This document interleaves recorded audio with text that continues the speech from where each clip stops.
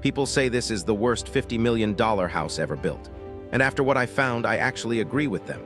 Imagine spending $50 million on your dream mansion in Florida. Oceanfront views, unlimited budget, the best architect's money can buy. You'd think it would be perfect, right? Wrong. Because the house I'm about to show you has been called an architectural disaster, a monument to bad taste, and honestly, one of the biggest wastes of money in real estate history. And the craziest part? The owner is still trying to sell it and nobody wants it, not even at a massive discount. So what went so catastrophically wrong with this property? Why do architects, designers, and even regular people on the internet absolutely hate this house? Stick around because this story gets wild. Let me set the scene for you. Miami Beach, Florida, one of the most expensive real estate markets in the entire country. We're talking about a place where oceanfront property goes for absolutely insane prices, where celebrities and billionaires compete for the best lots, where even a tiny condo can cost millions. This is the kind of place where money talks, and architectural masterpieces line the coastline. So when a massive $50 million mansion hits the market here, you'd expect something incredible. You'd expect cutting-edge design, breathtaking aesthetics, maybe something that gets featured in Architectural Digest. But instead, this house became internet famous for all the wrong reasons. The property itself sits on premium waterfront land. The location is actually perfect. Direct ocean access, private beach, stunning sunset views, the kind of spot that developers would kill for. And someone did build on it. They built big. We're talking about over 20,000 square feet of living space, 12 bedrooms, 15 bathrooms, a nightclub, yes, an actual nightclub inside the house, a movie theater, wine cellar, spa, infinity pools, and even a rooftop helipad. On paper, it sounds insane, right? Like something out of a billionaire's fever dream. But here's where everything falls apart. The design. Oh my God, the design. Imagine if someone took every single luxury trend from the past 20 years, threw them all into a blender, and then built whatever came out. That's this house. We're not talking about cohesive luxury here. We're talking about visual chaos. The exterior looks like 3 different buildings got merged together in a video game glitch. You've got ultra-modern glass sections next to weird angular concrete blocks, next to sections that look like they belong on a Mediterranean villa. There's no flow, no consistency, no architectural vision. It's like the designers couldn't decide on a style, so they just said yes to everything. And the interior, somehow even worse. Picture this, you walk in through massive gold-plated doors, already a red flag. Then you step into a foyer with marble floors in 3 different clashing patterns, a crystal chandelier that looks like it was stolen from a Las Vegas casino in the 90s, and walls covered in mirrors, not elegant mirrors. We're talking floor-to-ceiling mirrors everywhere, like a fun house at a carnival. And this is just the entrance. Every single room in this house tries so hard to scream luxury that it actually circles back to looking cheap. The living room has leather furniture that looks plasticky, fake Roman columns for no reason, and a TV mounted above a fireplace that's just a screen displaying a loop of fire. Not even a real fireplace. A fake digital one in a $50 million house. Bedrooms are somehow both massive and claustrophobic. They're huge in terms of square footage, but they're so over-decorated, so stuffed with unnecessary furniture and weird design choices that they feel cramped. One bedroom has a bed that's apparently custom-made to look like a sports car. I'm not joking. A car bed in a $50 million mansion. Another bedroom has walls painted in this aggressive purple color with gold trim that makes it look like a teenager's idea of what royalty lives in. And don't even get me started on the bathrooms. Gold fixtures everywhere, but not even good gold. That cheap-looking yellow gold that screams trying too hard. Bathtubs that are so unnecessarily large they look ridiculous. And in one bathroom, there's a chandelier hanging directly over the bathtub, which seems like both a design disaster and a legitimate safety hazard. Now let's talk about that nightclub. Yes, this house has a full nightclub built into it. DJ booth, dance floor, bar, strobe lights, the whole setup. And in theory, that could be cool, right? A private club for entertaining.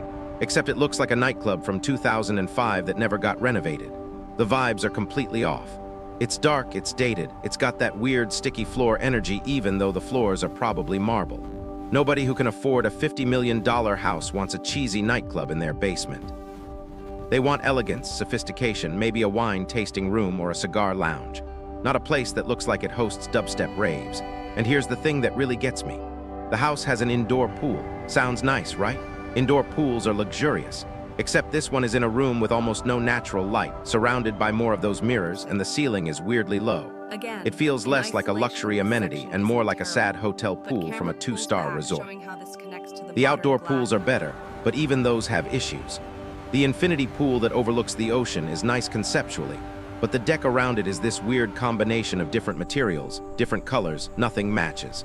It's like they ran out of one type of tile halfway through and just kept going with whatever they had lying around. But the absolute worst part of this entire property, the thing that people roast the most, is what I call the architectural Frankenstein effect. This house doesn't look like one building. It looks like 5 different buildings that got smooshed together. From certain angles, it's almost impressive in a weird way. From other angles, it literally looks unfinished, like construction just stopped halfway through and someone said, good enough, let's list it for 50 million. There are sections where the roofline doesn't make sense, where windows are placed at random heights, where the facade materials change for no reason. Professional architects have gone on record saying this house is a case study in what not to do. So who built this monstrosity? That's where things get even more interesting. The developer behind this project is actually known for other controversial properties. This isn't their first rodeo in making people angry with questionable design choices. And according to rumors, they rushed the construction, cut corners in weird places while splurging in others, and prioritized quantity over quality. More features, more rooms, more everything, without actually thinking about whether any of it worked together. The result is a house that technically has everything, but nothing feels right. Now you might be wondering, surely someone bought this house, right? $50 million is a lot, but there are plenty of rich people in Miami. Well, here's the kicker. This house has been on the market for years, and nobody wants it. The price has been dropped multiple times. It started at 50 million, then dropped to 45, then 40, and according to some reports, the owner would probably accept even less at this point. But still, no buyers. Because here's the brutal truth about ultra-luxury real estate. Once a property gets a bad reputation, it's almost impossible to sell. And this house has one of the worst reputations in the entire market. Real estate agents have reportedly told the owner that the house would need massive renovations just to be sellable. We're talking millions of dollars in changes.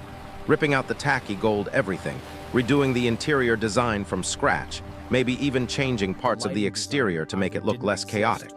But at that point, why would anyone buy it? You'd be paying tens of millions for a property you'd have to spend millions more to fix. You might as well just buy land and build your own house exactly how you want it. The comments section on real estate listings for this house are absolutely savage. People roast every single detail. The car bed gets destroyed. The fake fireplace becomes a meme. The nightclub is a running joke. And the owner, to their credit or maybe their delusion, keeps insisting that the house is misunderstood, that it's ahead of its time, that buyers just don't appreciate bold design. But the market has spoken. And the market says this house is a disaster.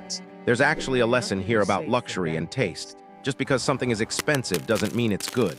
Just because you can build something doesn't mean you should. This house is proof that you can have an unlimited budget and still create something that nobody wants.